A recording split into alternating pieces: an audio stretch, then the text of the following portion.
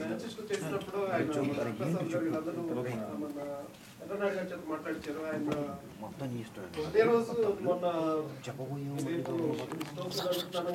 Local doctor Subbarao గారిని పిలుపుతామని అనుకుంటే ఆయన చెప్పారు అన్నమాట, ఇక్కడ ఇమీడియట్ చూడండి ఆన్లైన్లో కనపడతా ఉంది ఎర్రనాయుడు గారు ఇట్లా జరిగిందంటే మాకు చాలా బాధ అనిపించింది. ఆయన ఇంకోటి కూడా గుర్తు చేశారు, మేము మినిస్టర్ ఉన్నప్పుడు ఇక్కడ మ్యాన్చెస్టర్ వచ్చామని చెప్పారు. తర్వాత ఆయన లాస్ట్ మినిట్ వరకు కూడా ఆయన మన తెలుగుదేశం చంద్రబాబు నాయుడు గారి గురించి ఆలోచించారు.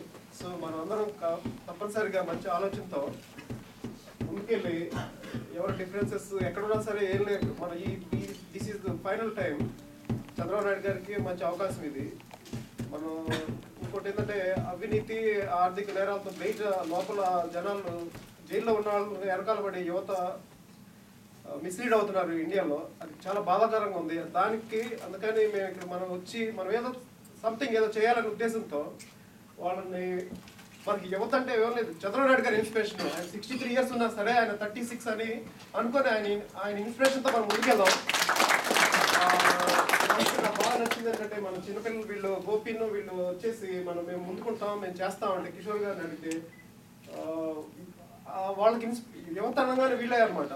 సో వీళ్ళందరినీ చూసి డెఫినెట్గా అంటే కొంతమంది అన్నారు మన ఫేస్బుక్లో ఏమన్నారంటే, వీళ్ళందరికీ ఓట్లు లేవు కదా, మీరు అనవసరంగా ఎందుకు టెన్షన్ పడతారు, తండాలు పడతారంటే, మన పేరెంట్స్ కానీ మన అంకుల్స్ కానీ ఎవరైనా సరే ప్రభావితం చేయొచ్చు అనే ఒకటే లక్ష్యంతో మనం ముందుకెళ్తున్నాం.